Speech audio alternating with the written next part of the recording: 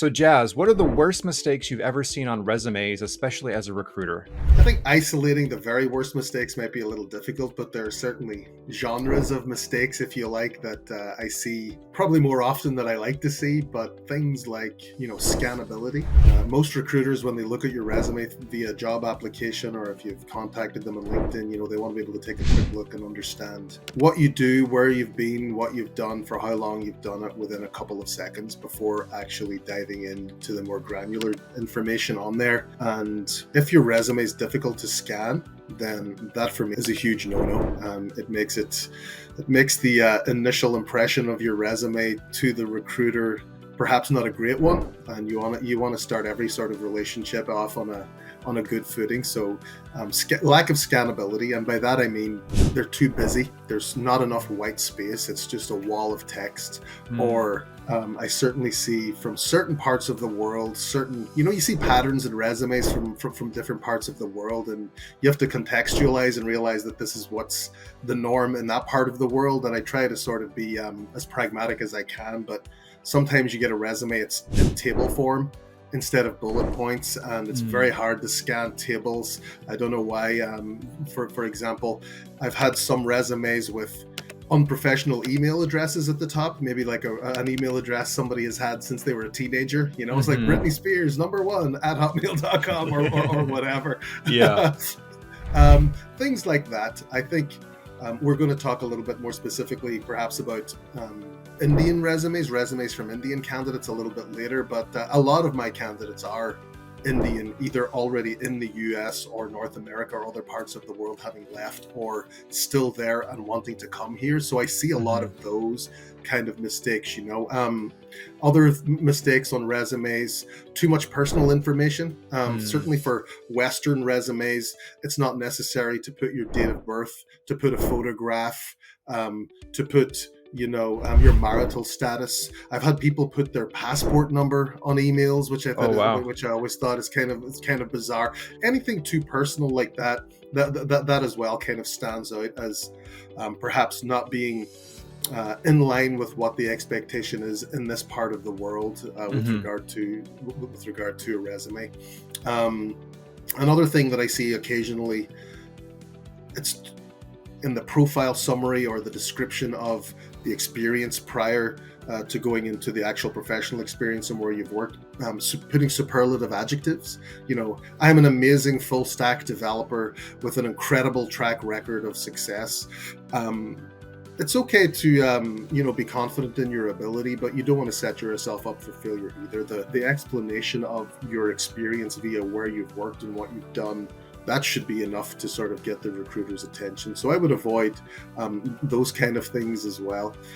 Those are some of the things, but if you want to get into more, I can certainly do that, but I think you might want to talk about those a little bit later. So yeah. Friends, if you want to learn more about the best and worst resumes, stay tuned. Hey friends, welcome to Chai and Coaching. I'm Rob.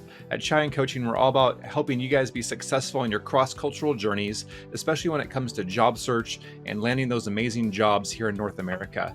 In this video, we're going to be doing a deep dive on resumes. What are the worst mistakes you can make on a resume and the best things you can have on a resume that's really going to catch the eye of a recruiter. We've got the perfect guest to talk about this today. Welcome, Jaz. Please introduce yourself. Oh, thanks, Rob. My name's Jaz Guram. I am a technical recruiter. I am the lead recruiter for a company called Syndesus. We're a PEO organization based in North America.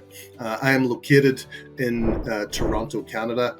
I've been a recruiter since 2011, so over 10 years of experience. In that time, I've placed candidates across a broad range of technical skill sets, whether you're a software engineer, the data engineer, data scientist, architect, back-end, front-end, full stack, you name it. I've probably placed that genre of candidate. And I'm originally from Ireland. I am of Punjabi descent myself, second generation. My parents were both born and raised in India. I was born and raised in Ireland. I've been in Toronto for coming up to 14 years. Prior to that, I worked for 6 years in Japan, doing some work similar to yourself, Rob, as a cross-cultural kind of consultant. I worked with companies like Honda, helping their helping their engineers, whether they be the Honda Formula One team or Honda Jet engineers, helping them to not get lost or dominated in meetings with Westerners, because Japanese culture is a little bit more inhibited and so on and so forth. So I did a lot of work with really good companies there, as well as taught English in elementary school and to adults too. So coming in with a lot of people experience, I guess, is the point I'm trying to make. And thank you for having me. This is great. I know that you're cross-cultural, but also career space is going to be help people, especially in their job search journeys. That's what we love helping people out at Chine Coaching here.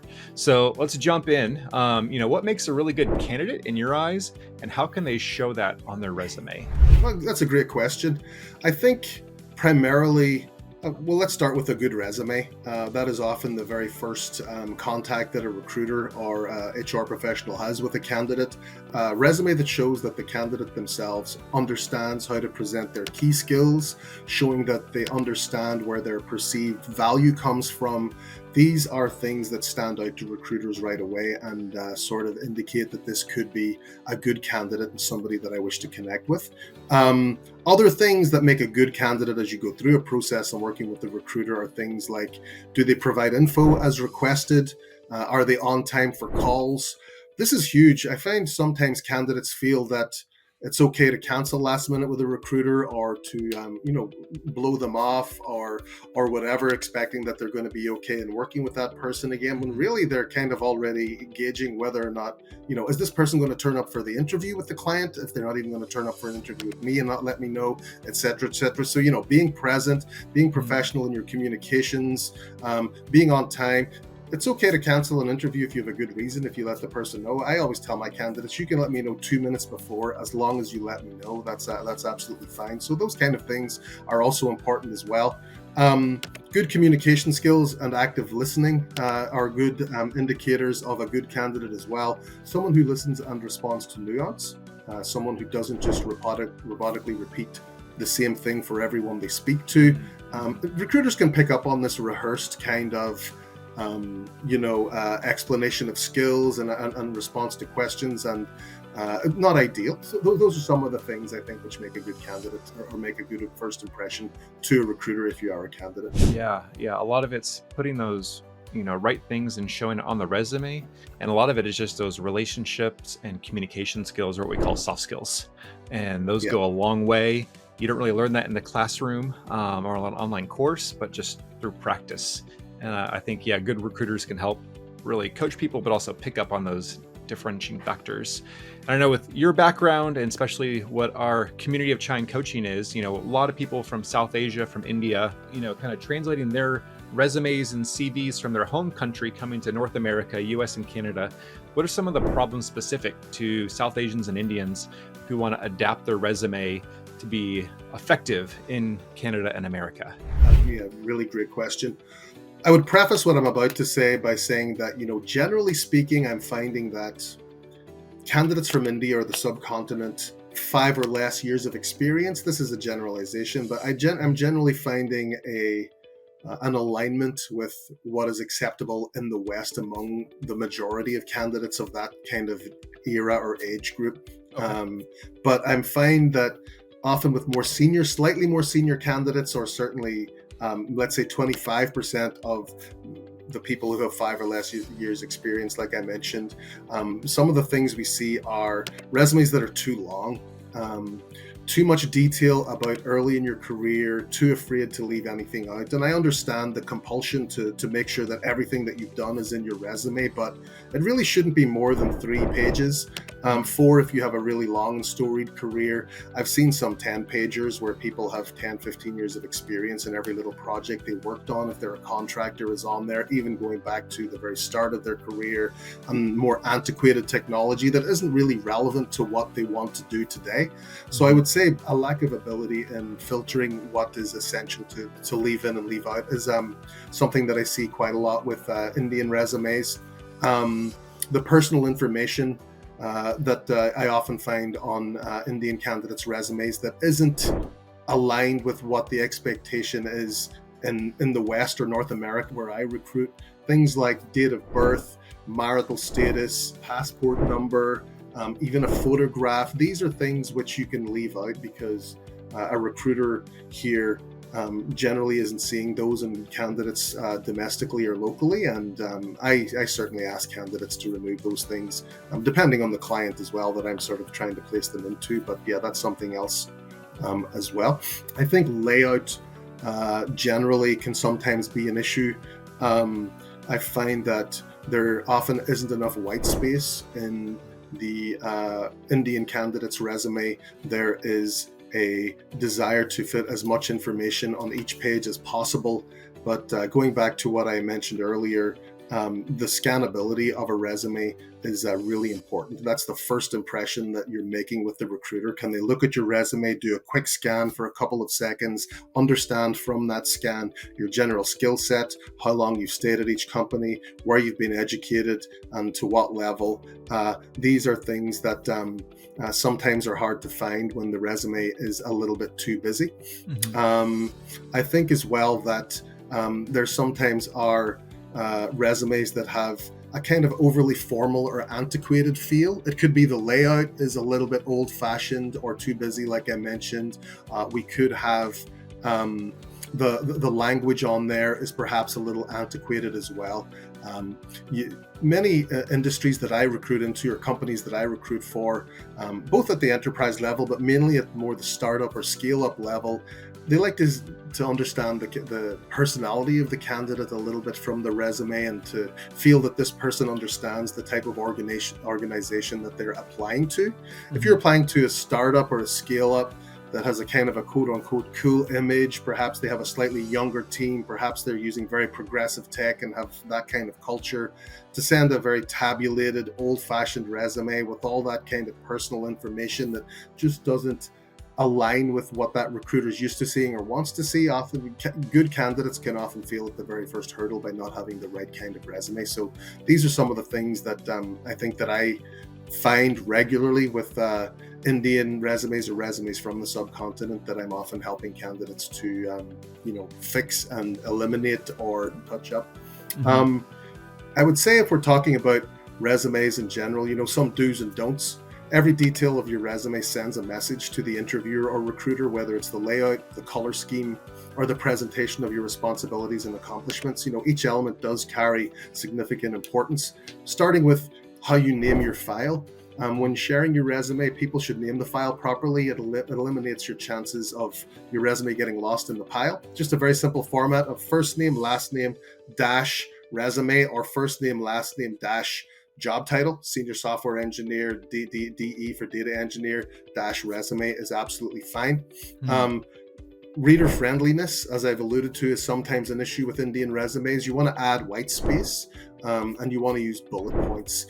So that helps the recruiter scan that more effectively, and it does make your resume look more elegant and more modern, to be honest, if you do include those things. Have a professional email address. Never share an email address that is whimsical or immature, or perhaps doesn't come across as totally professional. And if you don't have one, create a new one for your professional journey. I definitely recommend that. Don't use too many colors. Some people, they get a little bit excited and they treat it like a graphic design project. It can make the resume difficult to read. Stick to one or two colors, an elegant color scheme. Bold the sub headlines and italicize things to highlight a specific achievement, if any. You really want to do this for every job that you apply for, because every job has specific little things that perhaps the next job you apply to, those things aren't that important. So you want to make sure that you're highlighting the right things for each resume as well. Use action words and results to demonstrate your skills where possible. I often find resumes under the sort of specific job, instead of action words like achieved X result by Y action, and instead it's just listing the responsibilities. And people's resumes often look like job descriptions, which isn't ideal either. And of course, spelling and grammatical errors and things like that, particularly if you're coming from a primarily English-speaking environment, or if English isn't your first language. You really proofread that resume 2, 3, 4 times before you commit to actually saving it as is. I think quantifying results, I kind of alluded to that as well, wherever possible. Instead of saying I I help to break down a monolithic structure into microservices. Sort of say I broke down a monolith into microservices, which resulted in a 33% increase in efficiency across whatever, so quantifying things actually really does stand out as well. So Yeah. these are some things that I would do to eliminate some of those common errors, perhaps. I love it. Yeah. Totally agree on so many of those points. Just want to emphasize for you guys watching. And my friends, if you're learning a lot, hit that like button. Say thanks to Jaz, just dropping these great insights. We got some more fun stuff to cover. But real quick, for you guys watching, our chai question is, what questions do you have about resumes? Throw it down in the comments. We want to hear, what are your questions? What are your doubts? What are your challenges? What are you facing with your resume? Is it getting rejected? Is it not being seen? Formatting, whatever. Let us know. We want to know your questions and how we can make more content or even help answer your questions to get a better, perfect resume that's going to help you land those jobs. Now, Jaz, again, especially in the tech world, industries change, skills change. What would you say are the top skills right now that are in demand to land the job? And how can people really highlight and showcase those on their resume the correct way? That's another great question. Thanks, Rob. I would say that while we have had, a little bit of a difficult time in the tech jobs industry globally due to the economic downturn, that if you're in software engineering, if you're in tech in any capacity, it's a great industry to be in. And while we do have periods of perhaps flux and reductions in force, overall, the amount of tech workers being employed is increasing. The companies who have done big layoffs because of the post-pandemic dip, those companies still have more people employed today than they did pre-pandemic. So generally speaking, if you are in tech and you are keeping your skills up to date and keeping your resume up to date, then you're on the right track. But if we want to get a little bit more granular as to what's really hot today, things to sort of highlight on your resume if you're doing them or if you have them include, any courses or certifications that you're doing, particularly in areas that are consistently strong and less prone to being affected by that flux. Things like AI or ML courses. AI and ML are obviously things that are going to be huge. That train has already left and it's gaining momentum. Cloud certifications are things that clients of mine sometimes ask for if the role does involve an element of cloud engineering or deployment to cloud. So any of your AWS or Azure or GCP certifications or experience you have as well, you want to highlight those. Generally speaking, you want to give the impression or let the recruiter or interviewer know via your resume that you are constantly upskilling, staying on top of what is hot in terms of technology or practices in your specific field, whether it's test-driven development, whether it's getting your agile certification and being a scrum master where you work. All of these things are definitely highlightable and things that I recommend people put front and center. But really, going back to the resume point a little bit, I guess, having a really solid technical profile on your resume near the top for a recruiter to scan with the list of your languages, programming languages, if applicable, in order from strongest to sort of least strong. Ditto any other tools or things that you're using in your day-to-day.